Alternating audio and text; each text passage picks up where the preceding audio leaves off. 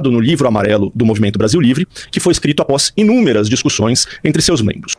E outras esquisitices. Que é isso, cara? Vai lá. Esse plano de agora tem 51 páginas e provavelmente vai ser o mais original, né, dessas eleições. Por ser um partido que só obteve em novembro do ano passado a autorização da Justiça Eleitoral, a Missão fez um programa do zero, sem ter que repetir fórmulas de outros e já desgastadas. A gente separou aqui alguns dos trechos mais polêmicos desse programa. Vamos ver, olha lá. Lei Rouanet para presídios. Criticar a Rouanet sempre foi um ponto fundamental do nosso discurso. Em meados do ano passado, propusemos, por intermédio do nosso deputado federal Kim Kataguiri, o redirecionamento de recursos da Lei Rouanet para a construção de presídios de segurança máxima. Regulação da imprensa. Você tinha mencionado isso ontem, né, Duda? Demarcamos nossa posição em relação à liberdade de imprensa e propomos, alternativamente, a criação de um código de imprensa, que hoje não possui regulação, haja vista os seus dois problemas centrais: a concentração da mídia em um oligopólio e o viés político dos jornalistas. Acho que esses pontos a gente já viu, eu quero ver os comentários dele. Vamos de autodisciplinar, comentar essas... Olha, eu não sabia dessa ideia do Missão de disciplinar a imprensa. Isso aí é petismo puro. Como é que eles conseguiram se encontrar com o petismo? Uma das propostas mais stalinistas que o petismo tem é uma coisa, é um enigma para mim. Você tem uma explicação para isso, Duda? Eu comentei aqui que acho que foram 200 voluntários que ajudaram na elaboração. Muita gente também que entrou na política. Eles demoraram muito. Tô tentando achar uma explicação, né? Não te explicar, não. Eles que se expliquem, Duda.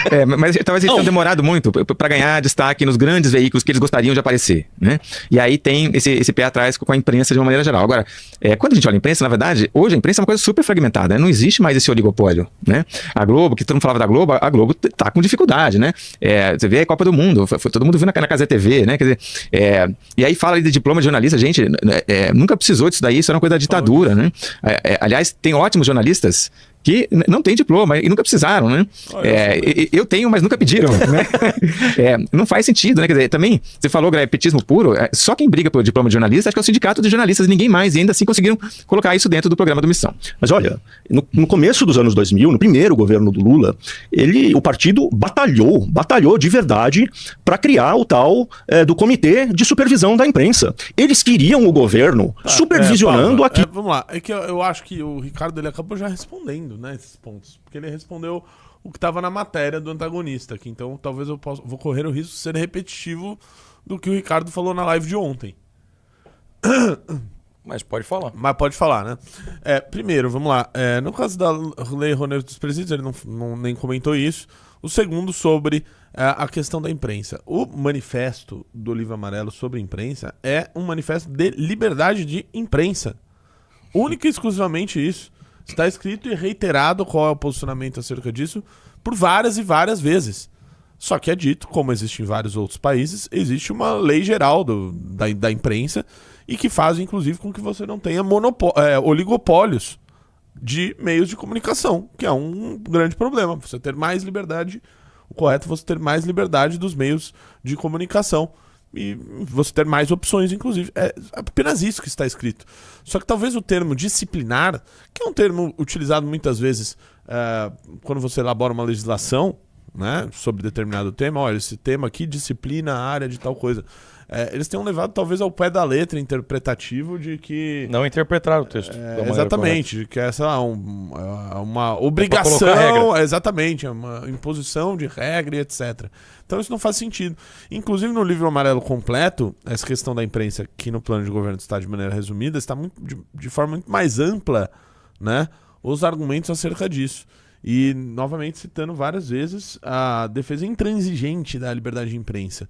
Porque é justamente neste pilar que o MBL foi fundado, em 2014, após a sede da editora Abril ter sido atacada por vândalos petistas. Essa foi a nossa primeira pauta de manifestação, então não faria sentido falar outra coisa agora no programa. Então, assim... E a gente pode ser crítico à imprensa, Renatão? Pode. A gente pode ser crítico a jornalista A, B ou C por alguma matéria, por alguma opinião, alguma coisa que o cara falou? Pode. Mas a gente vai divergir de forma a garantir o direito que ele tenha de expressar também a sua opinião, pô. Entendeu? Qual que é a dificuldade da imprensa de entender isso? Às vezes eu desconfio que esses jornalistas não devem nem ter lido o plano de governo resumido, que foi protocolado no TSE. quiçá o plano completo, de 360 isso não. páginas, né?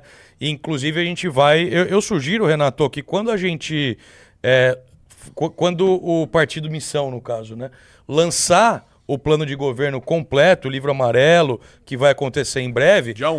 Dia 1, né? Que a gente distribua esse livro amarelo completo para os jornalistas, para a imprensa. Sim. Tá? Para que eles possam ter acesso a esse conteúdo e tenham mais embasamento na hora que forem falar das nossas propostas. Sim. Vamos seguir ou vai estar, talvez? Eu acho que pode ficar meio chato, meio repetitivo, mas vamos lá. Qual que é o outro tema aí que ele tratou? Vamos ver o próximo tema. Aquilo que empresas jornalísticas privadas, para começo de conversa, né, escreviam ou diziam ou publicavam. O próximo tema Carinha que ele vai tratar. Tirado do que há de pior na política do século XX. É o que há de pior nas ditaduras mais grotescas do século XX. Então, assim, eu acho realmente uma pena que um partido que tem um frescor, né? Tem uma novidade no Missão.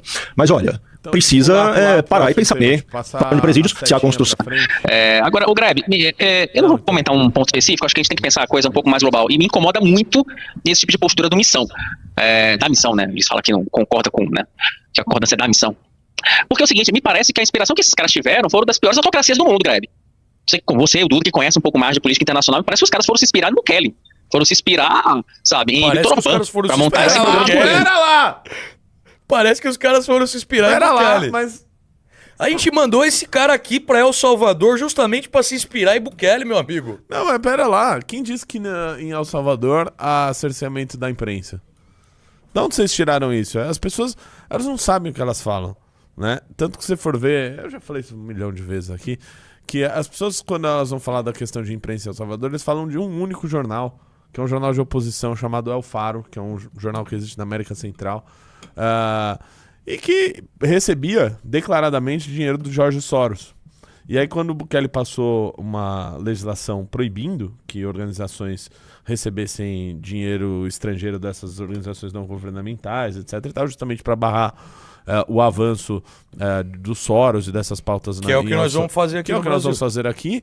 Aí esse jornal pulou pra fora de El Salvador, que ele falou, não consigo me sustentar assim. Ele não foi censurado, simplesmente parou de entrar a grana pra se suja pros adequar caras. às regras nacionais claras de financiamento, que já deveria existir, inclusive. Então as pessoas acham que por isso há algum tipo de cerceamento de imprensa. Não há. E tá na moda, Renatão, quando você vai tratar de qualquer tema de El Salvador na imprensa brasileira, os jornalistas adoram ficar pegando esses exemplos aí pra querer transformar o Bukele num vilão. Sim. Entendeu? Falou, pô, mas beleza, trouxe segurança pra população de lá, transformou o país, tirou El Salvador como sendo o país mais perigoso do mundo pro mais seguro das Américas. Mas e as liberdades individuais no país? Mas e a imprensa? Mas e isso? Mas e aquilo? Como se as pessoas lá não tivessem sido literalmente libertadas, né? Elas estavam presas em um regime ditatorial de facções criminosas, de gangues. Elas eram regidas, a vida das pessoas de bem em El Salvador era regida com base nas leis das gangues e facções criminosas do país. O Bukele foi um libertador do país. Então, quando os caras querem manchar o que foi feito lá, eles precisam parar um pouco e entender como que era El Salvador antes da entrada do Bukele. E não tem ninguém com mais substância para falar de um tema como esse do que você, Renatão. Que teve lá por 2 vezes, se não me engano, não é isso? Muito obrigado, 2 vezes. Estarei pela terceira, o nosso terceira, tá? internacionalista. Estarei pela terceira. Antes ou depois das eleições? Depois. Tá, porque nós precisamos de você aqui. É. Precisamos de você aqui, meu. Não vai sair do país antes das eleições, ok? Então, ano que vem. Já tá marcada a viagem? Ano que vem, dia 28 de fevereiro. Eleições em El Salvador. Eleições gerais. Eleições gerais, estarei lá. Peraí, mas a posse... Dia 1º de fevereiro. Ah, 1º de fevereiro, né? Aí eu vou passar um final de semana fora, né? Mas tranquilo. Por um bom motivo. Não, trabalho, né? Exatamente. Trabalho. Tá, beleza, vamos. Vamos, Heloísa! Você tá dormindo aí, Elo? Ela tava dormindo aqui. Mais. Não, cara, ela tava dormindo. Ela não presta atenção mais. Participa da conversa aí, ela pô. tá Eu vou conversar, ela vocês tá de estão papinho aí. com alguém. Quem que é a pessoa Quem? que está